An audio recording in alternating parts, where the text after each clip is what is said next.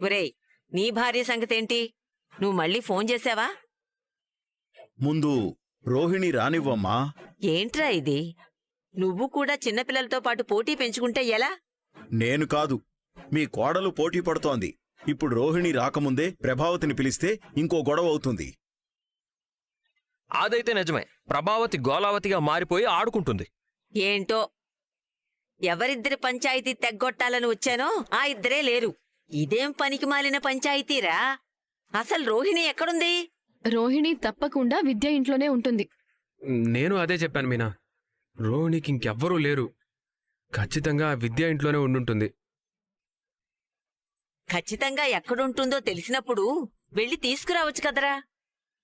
నేను వెళ్తే తను కొండకి కూర్చుంటుంది, నేను తగ్గినట్టుంటుంది. వీడికి ఈగో చాలా ఎక్కువ. భార్యాభర్తలో ఎవరో ఒకరు తగ్గాలి కదా. అవును, శృతి అలిగి వెళ్ళిపోతే నేను కూడా వాళ్ళ ఇంటికి వెళ్ళలేదా? రవి పిలవగానే నేను కూడా రాలేదా? ప్రేమించి పెళ్లి చేసుకున్న మీ మధ్య కూడా గొడవలున్నాయా? అవును, లేచిపోయి పెళ్లి చేసుకున్నారు. మీరిలా రెచ్చిపోయి చెప్పాలా? అబ్బా లేదు గ్రాని, మా ఇద్దరి మధ్య వచ్చేవన్నీ చిలిపిత కదాలే. వీళ్ళంత సీరియస్ కాదు.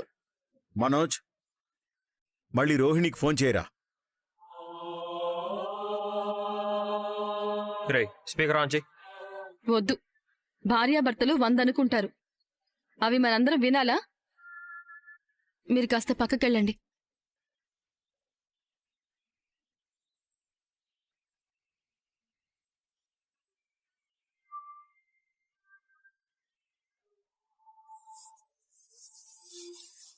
ఏ లిఫ్ట్ చేయవే.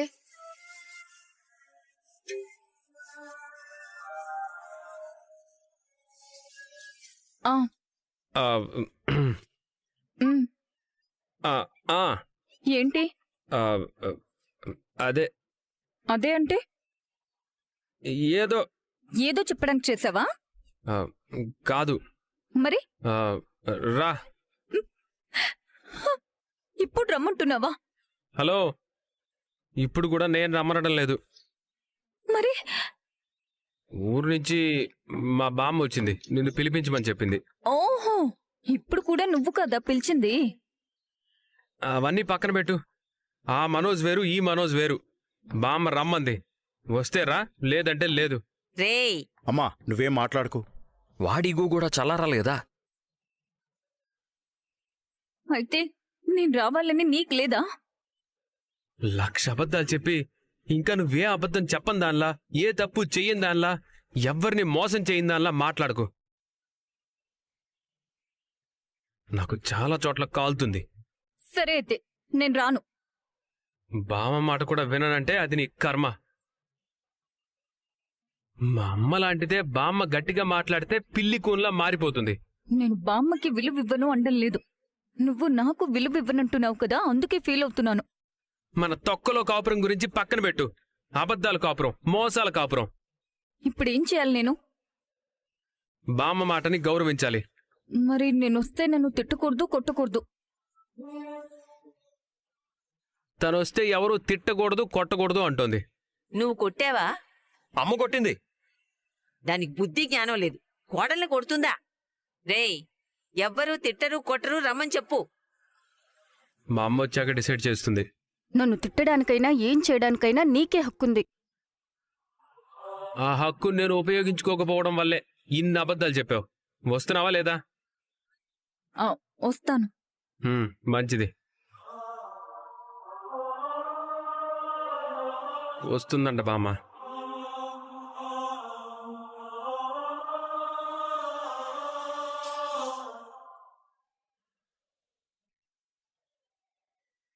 అసలు నీ గురించి నువ్వు ఏమనుకుంటున్నావే? ఏమనుకోమంటావు? వాళ్ళు కాల్ చేసి ఆ ఇంటికి రమ్మంటున్నారు. అదే చాలా గొప్ప అనుకోమంటున్నాను. పెద్ద గొప్ప. నా ఇంటికి నన్ను రమ్మనక ఇంకేమంటారు? ఇదే, ఈ ఓవర్ యాక్షనే వద్దంటున్నాను. నేనిప్పుడేం చేశానే? మరి మీ అత్తయ్య తిట్టకూడదు, కొట్టకూడదు, ఉరిమి చూడకూడదు అని కండిషన్స్ పెడతావేంటి? లేకపోతే వెళ్ళావుతో తన్నించుకోమంటావా? తంతం రమ్మన్నారా, మాట్లాడుకుందాం రమ్మన్నారా? ఏదైనా సరే, నన్ను మనోజ్ తప్ప ఎవ్వరూ ఏమనడానికి వీల్లేదు. ఆ మనోజ్ని కన్నది వాళ్ళమ్మ. ఆవిడ పన్నెత్తే ఒక మాట అనకూడదా ఏంటి? అలా పదే పదే తిడితే మీనా పడుతుందేమో. నాకంత ఓపిక లేదు. ఓహో, ఇన్నాళ్ళు నిన్ను నెత్తిన పెట్టుకుని ఊరేగించినప్పుడు బాగానే ఉన్నావు. ఇప్పుడు సడన్ గా కింద పడేసి తొక్కుతున్నందుకు తట్టుకోలేకపోతున్నావా? అలా చూడకు. ఇంకాసేపు ఇక్కడే ఉంటే నాకు కూడా నిన్ను తిట్టే హక్కు లేదు అంటావు. జాగ్రత్తగా వెళ్ళిరా. అలానే అక్కడే ఆవేశపడి మళ్ళీ ఇక్కడికి రాకు. నువ్వు మనోజ్కి దూరంగా ఉండలేవు కదా. మనోజ్ అంటే నాకెంత ప్రేమ ఉండి ఏం లాభం? కనీసం తనకి తనుగా నాకు ఫోన్ కూడా చేయలేదు. ఎలాగోలా ఇప్పుడైతే ఫోన్ చేసి రమ్మని పిలిచాడు కదా. ముందు ఇంటికెళ్ళి సమస్యని సామరస్యంగా పరిష్కరించుకో. సరే. అది సరే, ఎందుకు ఇలా చేశావని అడుగుతారు. ఏమని చెప్తావ్? ఏమని చెప్పాలి? ఏమని చెప్పాలని ఇప్పుడు ఆలోచిస్తున్నావేంటి? ఏమని చెప్తావు?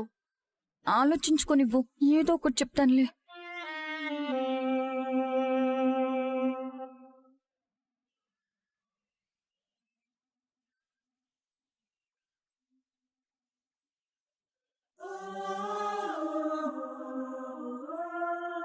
వదినా, ఇంకా ఆ భ్రమలోనే ఉన్నావా? ఇదిగో కాఫీ తీసుకో. వదినా.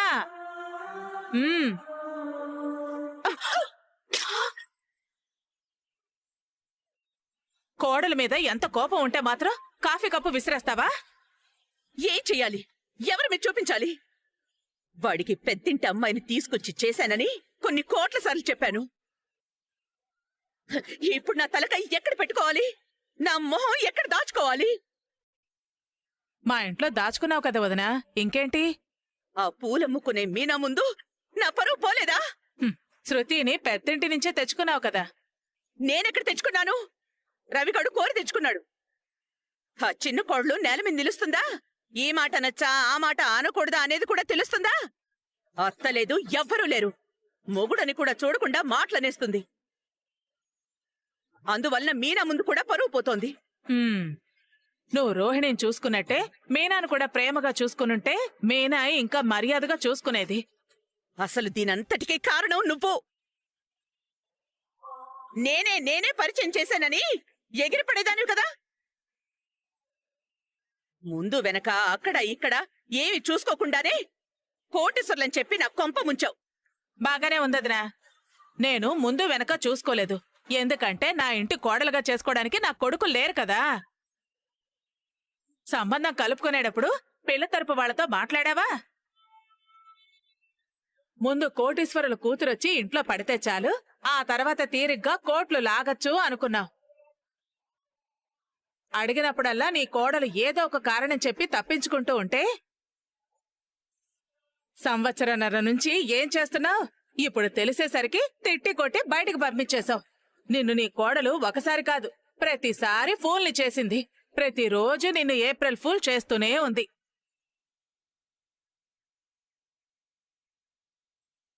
ఆయన ఏ ఆయన? ఇంకే ఆయన? మా ఆయనే. ఓ అన్నయ్యా, ఇదిగో మాట్లాడు. హలో. హలో. బాగా నవ్వుకుంటున్నారా ఇంట్లో? ఎవరు? మీరంతా. నువ్వేమైనా జోకేసిపోయావా? నాకు తెలుసు. బాలుగడైతే పడి పడి నవ్వుకుంటూ ఉండుంటాడు. ఆ మీనా అయితే వంటగదిలోకి వెళ్లి ఇంకా నవ్వుకుంటూ ఉంటుంది. అది నీ భ్రమ. ఏం చేస్తున్నావు? బిజీగా ఉన్నాను. అక్కడ ఈగలు తోలుకుంటూ ఉంటావని నాకు తెలుసు. మీకన్నీ తెలుసు. మీ భార్య ఎంత ఫీల్ అవుతుందో మాత్రం మీకు అక్కర్లేదు. అందుకే ఒక పని చేశాను. ఏంటది? రెండో పెళ్లి చేసుకుందాం అనుకుంటున్నారా? వయసులో ఉండుంటే ఖచ్చితంగా చేసుకునేవాణ్ణి. ఈ వయసులో బాగుండదులే. మంచిది. ఇప్పుడేంటి? మా అమ్మ వచ్చింది. మీ ఆవిడ చచ్చింది. స్పీకర్ ఆన్ చేయనా? వద్దొద్దు, నేను మెల్లిగానే మాట్లాడతాను. ఇంట్లో సమస్యలు ఎక్కువయ్యాయని అన్నీ చక్కదిద్ది పంపుదామని మా అమ్మని తీసుకొచ్చాను. తొందరగా ఇంటికి రా. ఆ దొంగ మలేషియాది ఎక్కడుంది? మనోజ్తో ఫోన్ చేయించాను. రోహిణి వస్తానంది. ఇలా ఇవ్వు ఫోను. ఇది నాకు నా కోడలికి మధ్య జరిగే విషయం. ఇందులో మీ అమ్మగారు జోక్యం చేసుకోవడం ఏంటి? అవునా?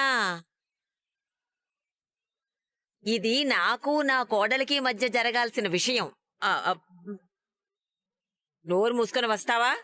సత్యాన్ని మా ఊరు తీసుకెళ్ళిపోనా? ఆ? అదేంటత్తయ్య అలా అంటారు? నేనెప్పుడైనా మీకు ఎదురు చెప్పానా? మీ మాట కాదన్నానా? ఈ ఇంట్లో ఏ సమస్య వచ్చినా మాట్లాడే హక్కు నాకుంటుంది. చక్కదిద్దే బాధ్యత నాకుంటుంది. సత్యానికి ఫోన్ ఇస్తున్నాను, మాట్లాడు. హలో, మీకు అసలు కాస్తైనా ఉందా? మీ అమ్మగారికి ఫోన్ ఇస్తున్నట్టు చెప్పివ్వాలి కదా. అప్పుడే నోరు జారు చచ్చాను. మా అమ్మకేం కొత్త కాదు గాని రా. సరే. అమ్మయ్యా, మీ అత్తగారు వచ్చారా? అవును, ఆవిడొచ్చారంటే నాకు మూడిందే. అత్తగా కోడళ్ళ ముందు పరువు పోయింది. ఇప్పుడు కోడలిగా నా అత్త ముందు కోడళ్ళ ముందు పరువు పోతుంది.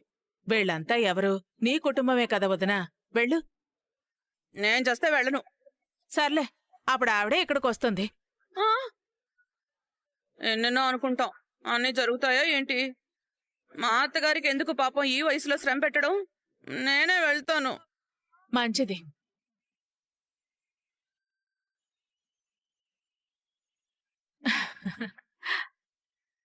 వస్తానందా?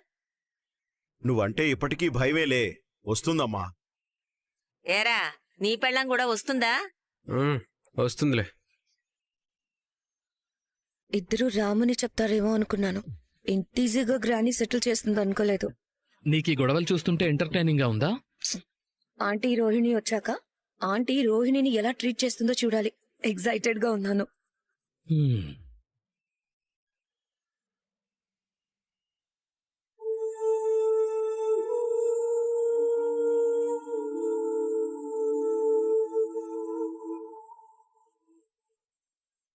నాన్న స్వాతిముత్యం, గోడలు గీకడం ఆపు. మీ ఆవిడ ఇంకా రాలేదు. ఇంకోసారి నేను ఫోన్ చేయను. ఏ బ్యాలెన్స్ లేదా? చెయ్యాలనే కోరిక లేదు.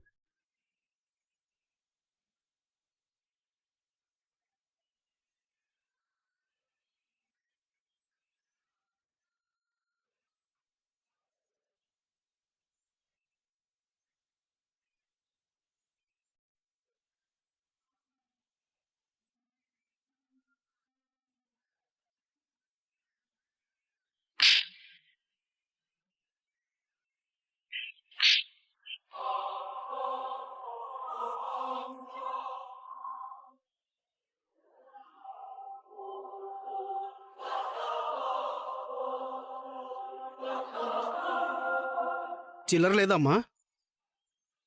నాకు చిల్లరన్నా, చిల్లర మనుషులన్నా, చిల్లర బుద్ధులన్నా నచ్చవు.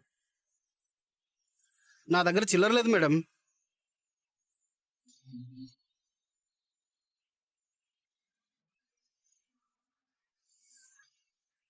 నా దగ్గర వేరే నోట్లు లేవు. ఆ, నా దగ్గరుంది. ఆగా, దగ్గరికి రావద్దు.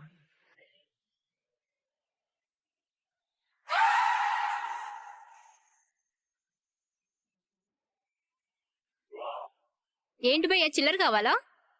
నిన్నడిగావా? మాకు ఆటోతోనూ, ఆటోలో వచ్చిన వాళ్లతోనూ సంబంధం లేదు. చిల్లర లేదు కదా మేడం. వాళ్ళు ఇస్తా అంటున్నారు కదా, తీసుకుంటాను. అవసరం లేదు. ఎవ్వరి దగ్గర చేయి చాచే కర్మ నాకు లేదు. అబద్ధాలు, మోసాలు తప్ప ఏమీ తెలియని వాళ్ళు మంచి, మర్యాద, ఆత్మగౌరవం ఉన్న నా ముందు నిలబడ్డమే ఎక్కువ. మరి చిల్లర మేడం? నువ్వే ఉంచుకో. నీకెక్కువైతే ఇలాంటి వాళ్ళకి దానం చెయ్యి.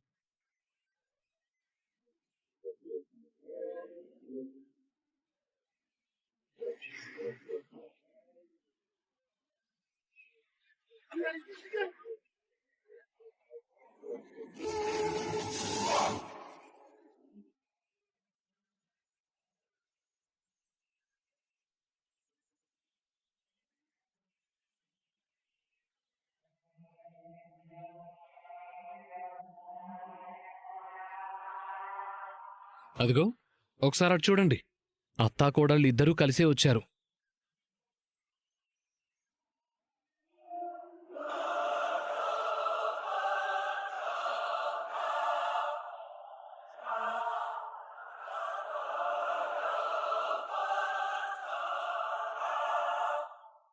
పులి మేక కలిసొచ్చారు.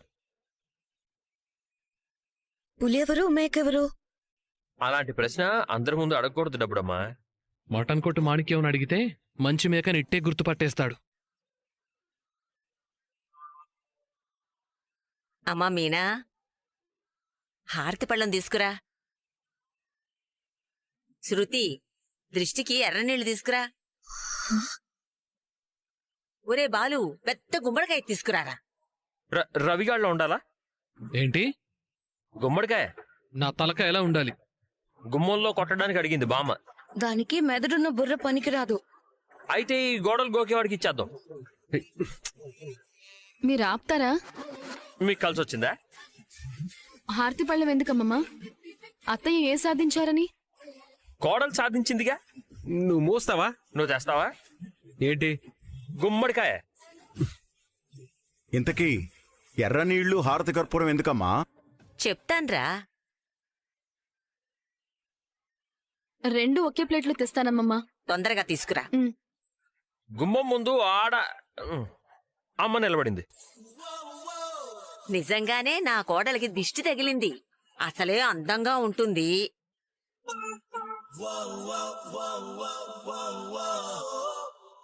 అందులోనూ పెళ్ళనగానే బాగా రెడీ అయి ఉంటుంది. బాగా ఏం కాదులేండి. అలాగే ముగ్గురు కొడుకులు, కోడళ్ళు, అనుకూలమైన భర్త, పచ్చని సంసారం కనపడేసరికి ప్రభావతికేం తక్కువ, పండంటి సంసారమని ఎంతమంది కళ్ళు పడ్డాయో.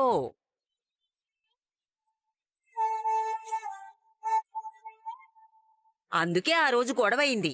అమ్మ మీనా, వెళ్ళి దిష్టి తీయమ్మా మీ అత్తగారికి.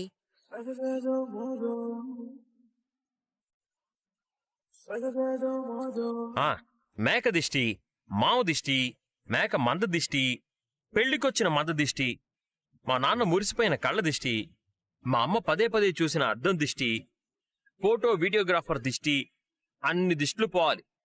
ప్రభావతి, లోపలికి రా.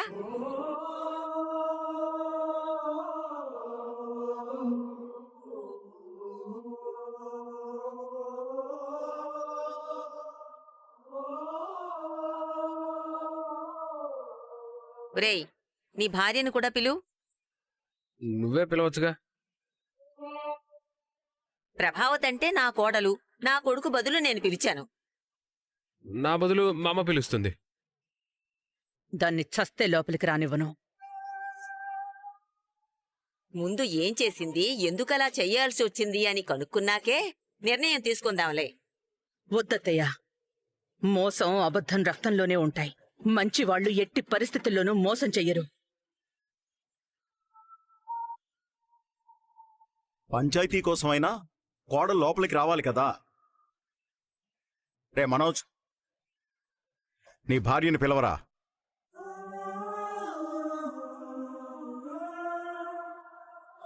ఒరేయ్, పిలవమంది మీ అమ్మని కాదు, నిన్ను. అమ్మ పిలవమంటేనే పిలుస్తాడు. ఒరేయ్, నువ్వు తాళి కట్టిన భార్యని పిలవడానికి ఇంకొకరి పర్మిషన్ కావాలా? ఒక్కటిస్తాను. పిలవరా దద్దమ్మ. ఎవరు అడ్డుపడతారో నేను చూస్తాను. పిల.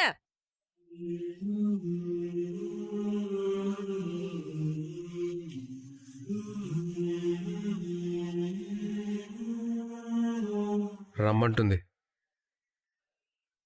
ఇల్లు పిలుస్తుంది. బామ్మ పిలుస్తుంది.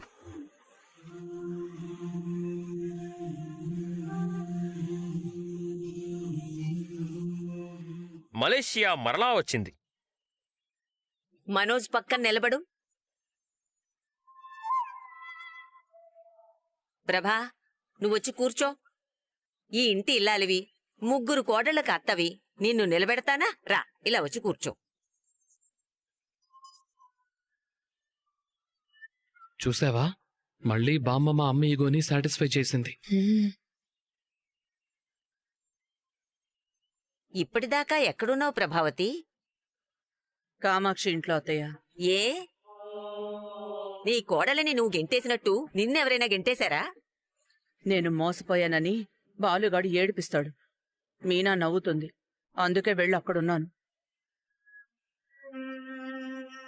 కోట్లున్న అమ్మాయిని కోడల్ని చేసుకున్నానని మా అమ్మ ఇంతకాలం ఊదరగొట్టింది. పార్లర్ అమ్మ మామ అని చూపించిన మేకమావ కూడా ఫ్రాడ్ అని తెలిసాక మొహం చూపించలేక కామాక్షి అత్తయ్య ఇంటికి వెళ్ళింది.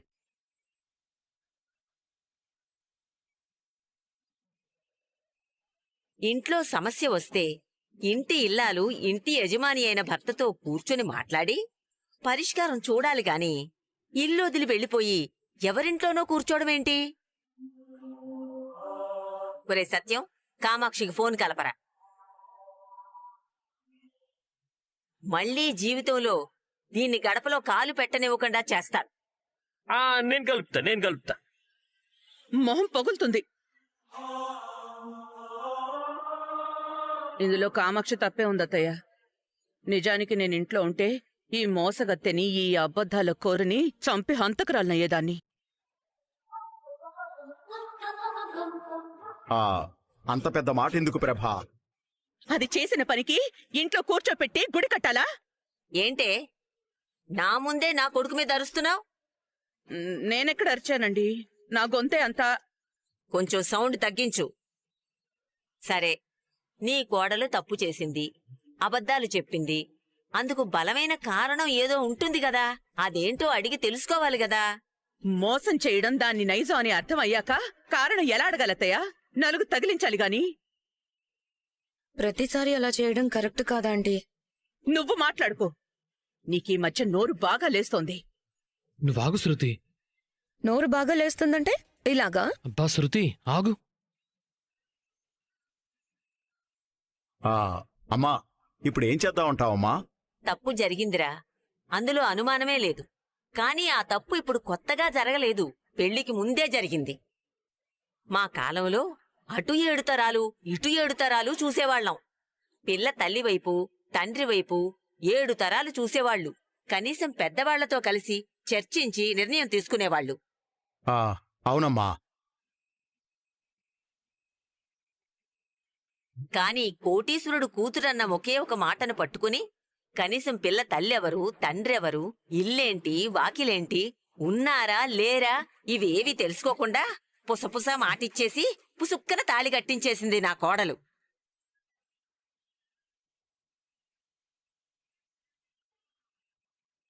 ఒరేయ్, తప్పు పెళ్లికి ముందే జరిగిందిరా. మన వంశంలోకి ఒక ఆడపిల్ల అడుగు పెట్టింది.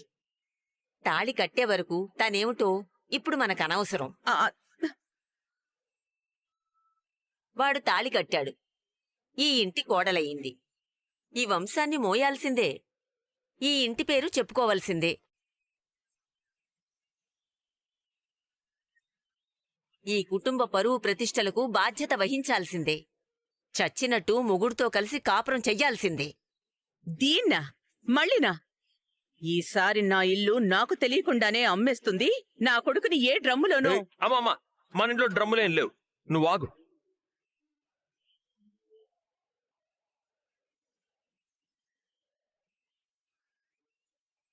దీన్ని మళ్ళీ ఈ ఇంట్లో అడుగు పెట్టనివ్వను.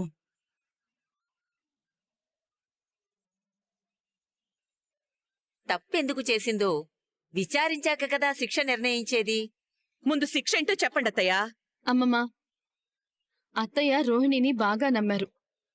రోహిణి కూడా బాగా నమ్మించింది. ఏనాటికైనా ఒకగానొక కూతురు కాబట్టి ఆస్తులన్నీ రోహిణికొస్తాయని ఆశపడింది. నేను మింగడానికా? నా బొంద మీద వేసి కొట్టుకోడానికా? మీ అబ్బాయి భవిష్యత్తు కోసమే లేండి. కాని రోహిణి కోటీశ్వరుడు కూతురు కాదని ముందే చెప్పాల్సింది. అప్పుడు నచ్చితే చేసుకునేవాళ్లు, లేదంటే లేదు కదా. ఒక్క అబద్ధం చెప్తే దాన్ని బ్రతికించడానికి, పెంచి పోషించడానికి ఎన్ని అబద్ధాలు చెప్పాలో, ఎంత మనశ్శాంతి కోల్పోవాలో, ప్రతి క్షణం ఎంత జాగ్రత్తగా ఉండాలో తెలుసుకోవడానికి రోహిణి జీవితమే ఒక గొప్ప ఉదాహరణ.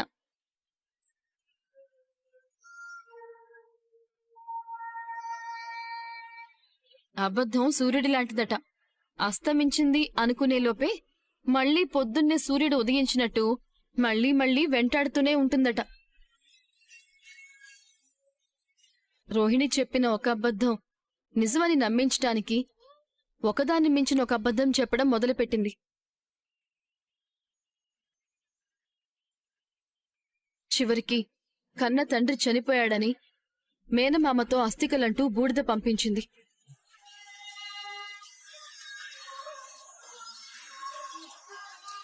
ఇంత కష్టపడే బదులు ముందే తన స్థితిగతులేంటో చెప్పి ఉంటే ఆ నిజాయితీ ఆమెని మనశ్శాంతిగా ఉండనిచ్చేది కదా.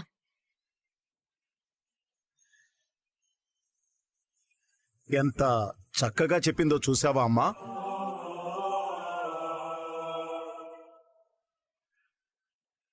కామాక్షత్త మేకప్ వేసుకున్నట్టు అబద్ధానికి అందంగా మేకప్ వేయకూడదు. అయ్యో, మేకప్ లో కూడా మేక పేరే వినిపిస్తుంది. రే మనోజ్,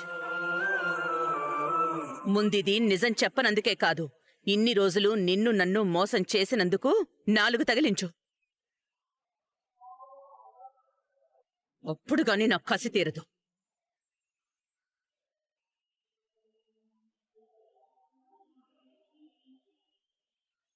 నువ్వు కొట్టవురా, కొట్టవు. దీన్నంత తేలిగ్గా వదులుతానా? దీన్ని ఏమే దరిద్రపు కొట్టుదానా?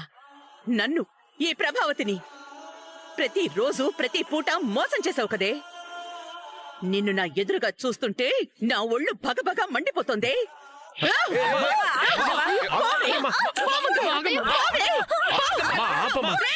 అమ్మా ఆగమ్మా. రోహిణిని కొట్టింది చాలు, ఇంకా కొట్టాలంటే అందులో సగం శిక్ష నాకు వెయ్యాలి.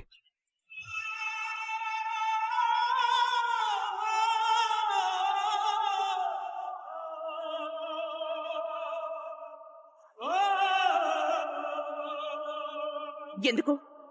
నువ్వేం తప్పు చేశావు? ఈ విషయం నాకు ముందే తెలుసు.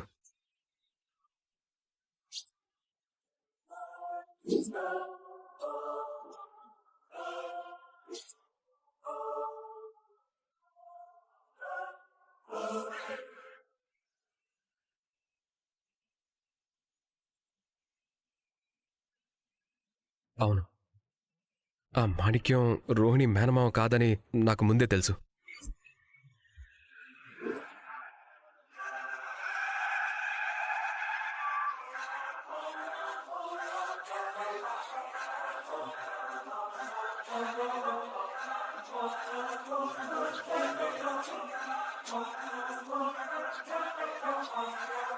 ఏంటి, నిజం చెప్తున్నావా? అవును నాన్న, రోహిణి నాకు ముందే చెప్పింది.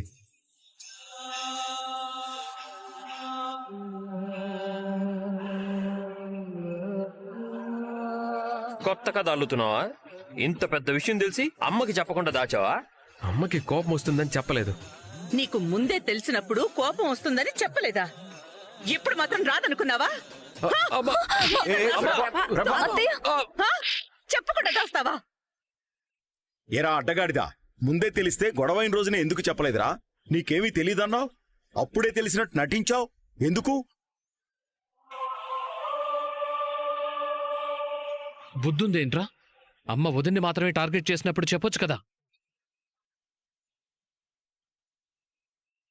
నీ వైఫ్ ని నువ్వు ప్రొటెక్ట్ చేసుకోవాలి అనుకుంటే అదేదో అప్పుడే చేయొచ్చు కదా.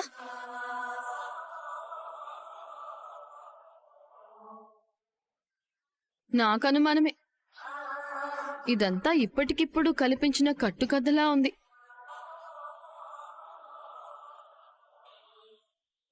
ఈయన అత్తయ్య దగ్గర ఏమీ దాచరు.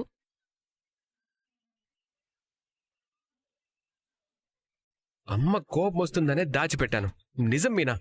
తెలిస్తే చెప్పలేదా? కోపం వస్తుందని తెలిసే చెప్పలేదా? అంటే దాని మోసాలన్నీ పెంచి పోషిస్తూ వచ్చావా? చవట దద్దమ్మ, ఎవరు మోసం చేస్తారా, ఎప్పుడు మోసం చేస్తారా అని దుకాణం తెరుచుకుని షాప్లో కూర్చున్నాడు. పనికి మళ్ళీ వెధవ. 30 లక్షలు అలా పోయాయి. 40 లక్షలు ఈ మహాతల్లి మింగించింది. లక్షలే మోసపోయావు. చివరికిప్పుడు కట్టుకున్న పెళ్ళం వల్ల కూడా మోసపోయావు.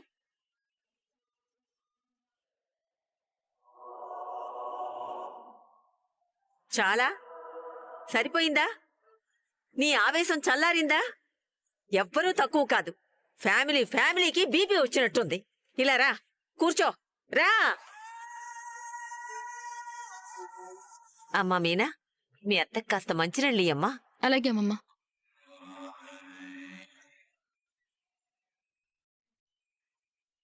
ఇదిగోండి అత్తయ్య.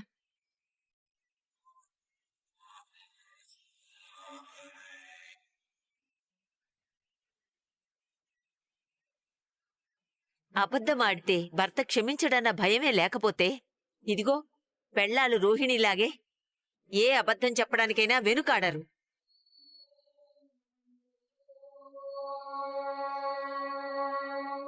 అది బయటపడ్డ రోజు మాత్రం మగవాడు క్షమించడు.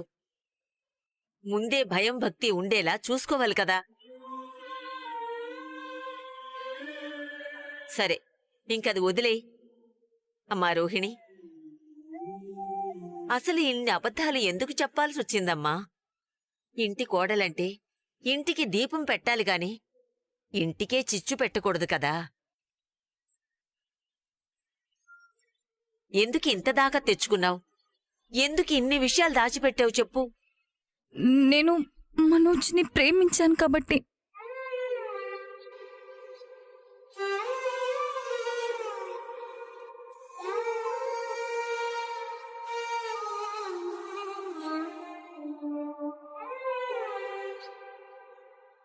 నా జీవితంలో నాకు ప్రేమ దొరకలేదు. చిన్నప్పటి నుంచి ప్రేమ రాహిత్యంలోనే పెరిగాను.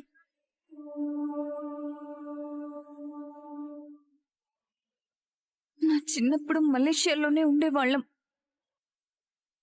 మా నాన్న తాగుబోతూ తిరుగుబోతూ పరాయి స్త్రీతో సంబంధం పెట్టుకుని ఇంటికి రావడం మానేశాడు.